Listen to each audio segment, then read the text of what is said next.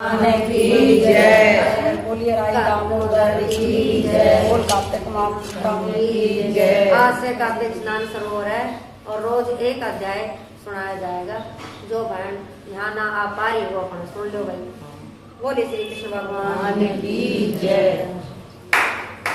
मैं सिमरू शारदा माता बैठे जिभ्या आय, कार्तिक मास की कथा लिखे कपिल हर्ष आए। बोले श्री कृष्ण भगवान की जय। नैमिषारण्य तीर्थ में श्री सूत जी महाराज 88,000 सोनकादि ऋषियों से बोले, अब मैं आपको कार्तिक मास की कथा विस्तार से सुनाता हूँ, जिसे सुनकर मनुष्य सब प्रकार के पापों से छूटकर अंत समय में स्वर्ग को प्राप्त होता है। सूत जी बोले श्री कृष्ण जी से आज्ञा लेकर देव ऋषि नारद के चले जाने पर सत्यभामा प्रसन्न होकर लक्ष्मीपति भगवान से कहने लगी, हे नाथ, मैं धन्य हुई, मेरा जीवन सफल हो गया। मेरे जन्मदाता भी धन्य हैं, जिन्होंने मुझ जैसी त्रिलोक की सुंदरी को जन्म दिया, जो आपकी 16 सहस्त्र स्त्रियों के मध्य में आपकी परम प्यारी पत्नी बनी। मैंने वह कल्प वृक्ष आदि पुरुष आपके साथ नारद जी को विधि पूर्वक दान भी दिया, परंतु वही कल्प वृक्ष मेरे घर लहराया करता है, जिस बात को मृत्यु लोक में कोई भी स्त्री नहीं जानती। हे त्रिलोकीनाथ, मैं आपसे कुछ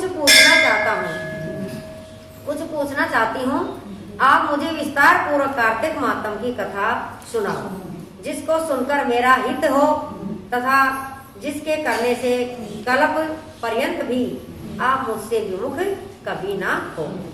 सूत जी बोले, सत्यभामा के ऐसे वचनों को सुनकर हंसते हुए श्री कृष्ण भगवान सत्यभामा का हाथ पकड़कर तथा अपने सेवकों को वहीं रोककर विलास युक्त अपनी पत्नी को कल्प वृक्ष के नीचे ले गए और हंसकर कहने लगे कि हे प्रिय, 16,000 रानियों में से मुझे तुम प्राणों के समान प्यारी हो। तुम्हारे लिए मैंने इंद्र से तथा देवताओं से भी विरोध किया। हे कांते, जो बात तुमने पूछी है उन अद्भुत बातों को सुनो। सूत जी बोले, एक दिन श्री कृष्ण भगवान ने सत्यभामा की प्रिय कामना के लिए गरुड़ पर सवार होकर इंद्रलोक जाकर कल्प वृक्ष मांगा। तब इंद्र के मना कर देने पर गरुड़ का इंद्र से घोर युद्ध हुआ और गोलोक में गरुड़ जी ने गौओं से युद्ध किया। गरुड़ की चोंच की चोट से उनके कान और पूंछ कट करके गिर पड़े। उनके रुधिर से 3 वस्तु उत्पन्न हुई, कान से तंबाकू, पूंछ से गोपी और खून से मेंढी। इन तीनों के प्रयोग करने से मोक्ष की प्राप्ति नहीं होती।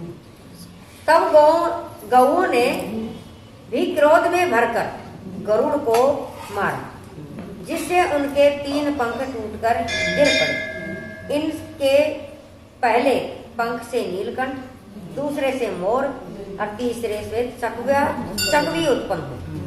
हे प्रिय, इनके दर्शन मात्र से ही शुभ फल की प्राप्ति होती है। यह सुनकर सत्यभामा बोली, हे प्रभु, मैंने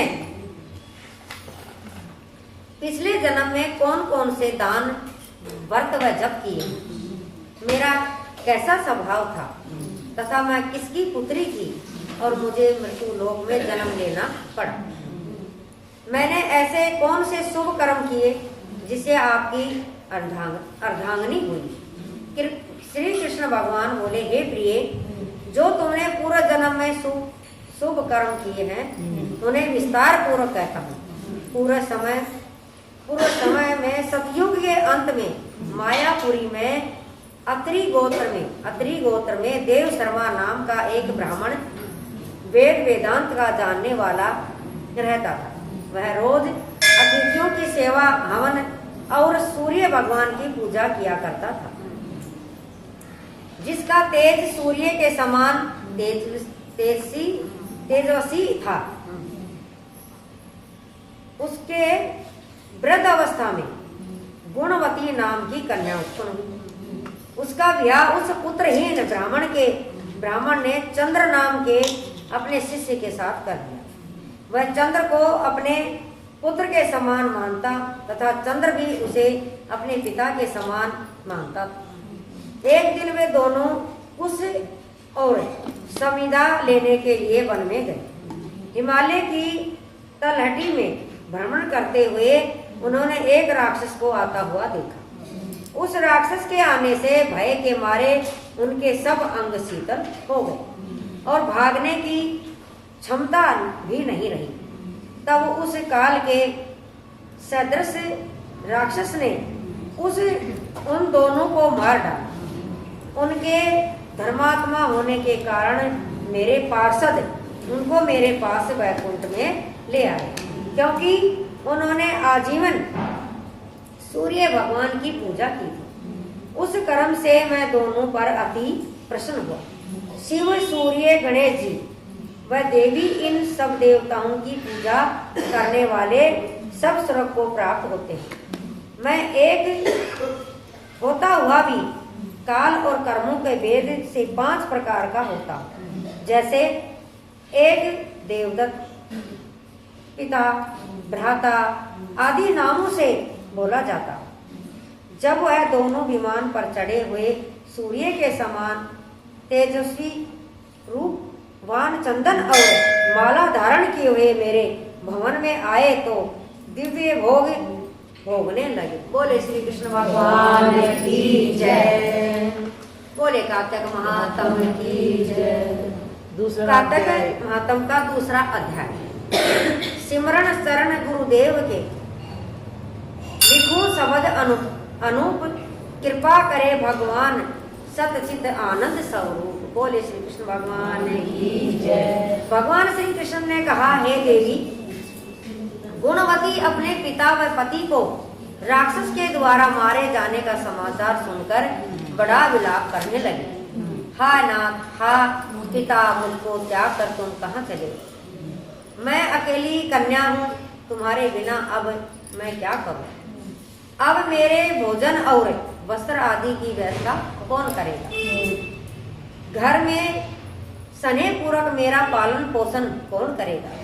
मैं कुछ नहीं कर सकती, मुझे विधवा की रक्षा कौन करेगा? मैं कहाँ जाऊँ, कहाँ रहूँ? मेरा तो अब कहीं ठिकाना ही नहीं है। इस तरह रोती और बिलखती हुई गुणवती पछाड़ खाकर पृथ्वी पर गिर पड़ी और मूर्छित हो गई और देर तक पड़ी रही। फिर जब होश में आई तो पूर्ववत अत्यंत करुण विलाप कर शोक सागर में डूब गई।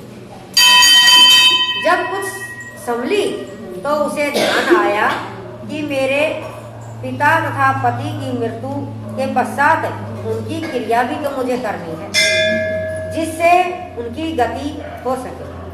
अतः उसने अपने घर की सारी वस्तुएं बेच दी। उनके बेचने से जो पैसे उसे मिले उनसे अपने पिता और पति का श्राद्ध आदि किया।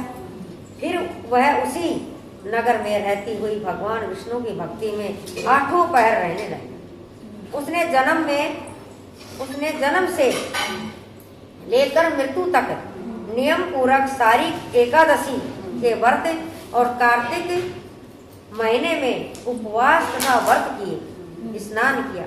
हे प्रिय, वे एकादशी और कार्तिक व्रत मुझको बड़े ही प्रिय हैं। मुक्ति, भुक्ति, पुत्र तथा संपत्ति को देने वाले परम पवित्र हैं।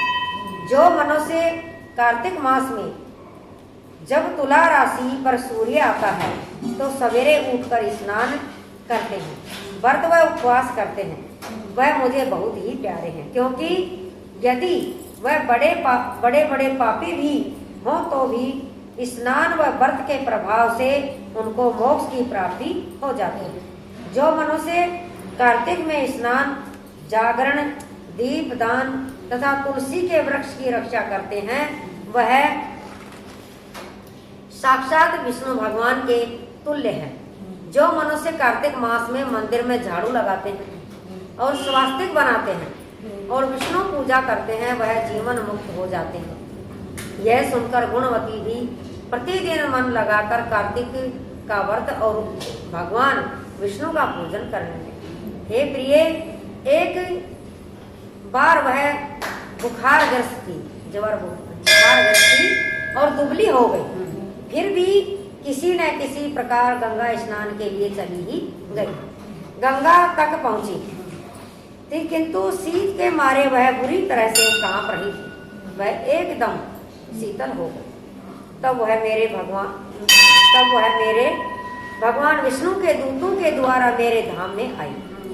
उसके पश्चात ब्रह्मा आदि देवताओं की प्रार्थना पर जब मैंने कृष्ण का अवतार लिया तो उस समय मेरे गण भी मेरे साथ आए। वह सब इस पृथ्वी पर यादव बने। तुम्हारे पिता जो कि पूर्व जन्म में देव शर्मा थे, इस समय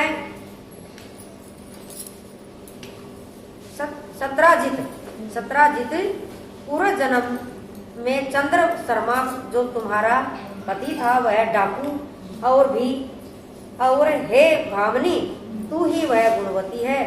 यह कार्तिक व्रत का ही प्रताप है। उसका बाप तो बड़ा और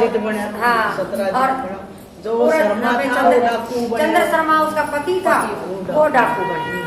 और वो सिर्फ वही भगवान का भजन और स्नान दान करने से तो वो बड़ी सतभामा गुणवती। हाँ, यह कार्तिक व्रत का ही प्रताप है जिससे कि तुम मेरी अंधाग्नि बनी। पूर्व जन्म में तुमने मेरे मंदिर के द्वार पर तुलसी का पौधा लगाया था। वह इस समय मेरे महल के आंगन में कल्प वृक्ष के रूप में खड़ा है। तुमने जो उस जन्म में दीप दान किया था उसके कारण तुम्हारी देह सुंदर है, तुम्हारे शरीर में शोभा है और घर में साक्षात लक्ष्मी निवास करती है। तुमने चूंकि पूर्व जन्म में अपने समस्त व्रतों का फल पति स्वरूप विष्णु के अर्पण कर दिया, उसी के प्रभाव से तुम इस समय मेरी प्रिय भावनी हुई। पूर्व जन्म में आजीवन तुमने जो नियम से कार्तिक मास का व्रत किया था उसका यह प्रभाव है कि मेरा और तुम्हारा कभी वियोग नहीं होगा। इस प्रकार जो कोई कार्तिक मास में व्रत आदि करते हैं वह मुझे तुम्हारे ही समान प्यारे हैं। वह लोग जो कि दूसरे जप तप यज्ञ दान आदि करते हैं, कार्तिक मास में किए गए व्रत के सामने उनका फल बहुत थोड़ा होता है।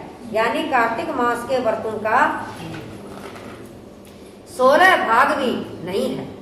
इस तरह से सत्यभामा भगवान श्री कृष्ण चंद्र जी महाराज से अपने पूर्व जन्म के पुण्य का प्रभाव सुनकर अति प्रसन्न हुई। बोले श्री कृष्ण भगवान की जय। बोल कार्तिक महात्म की जय। श्री कृष्ण गोविंद हरे मुरारी, हे नाथ नारायण वासुदेवा। श्री कृष्ण गोविंद हरे मुरारी, हे नाथ नारायण वासुदेवा। नाथ